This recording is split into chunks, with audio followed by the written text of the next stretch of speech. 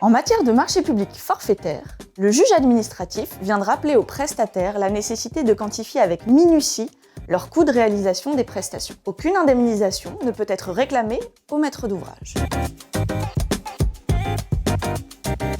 Dans le cadre d'un marché forfaitaire, le prix qui rémunère le titulaire du marché pour une prestation est fixé en amont. Il ne dépend donc pas des quantités effectivement livrées ou exécutées. C'est pourquoi cette forme de prix est recommandée pour les prestations dont la consistance peut être définie avec précision lors de la conclusion du marché. Les prix forfaitaires sont notamment utilisés dans les marchés industriels ou dans les marchés de travaux par exemple. On le voit, le caractère forfaitaire d'un marché est donc confortable pour le maître d'ouvrage qui maîtrise ses frais et évite ainsi les mauvaises surprises. A l'inverse, il impose au prestataire d'être particulièrement attentif dans la détermination de son offre.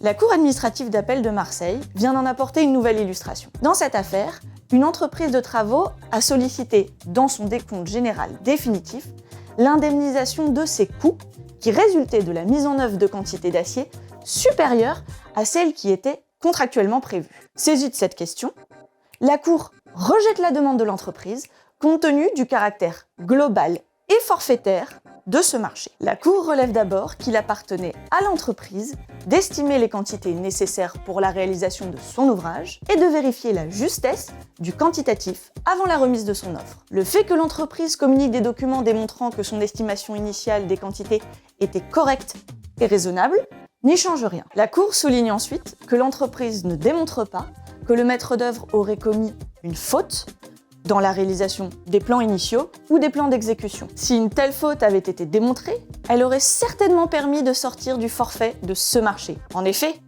elle aurait justifié l'indemnisation de l'entreprise des coûts qu'elle a supportés du fait des quantités supplémentaires qu'elle a été contrainte d'acheter pour réaliser l'ouvrage. Cette décision rappelle aux titulaires de marchés publics forfaitaires l'importance d'être particulièrement minutieux pour établir leur prix et la nécessité de déterminer au plus juste les quantités qui seront nécessaires à la réalisation de leurs prestations. Bien entendu, le cabinet est à votre entière disposition pour vous accompagner sur ces sujets.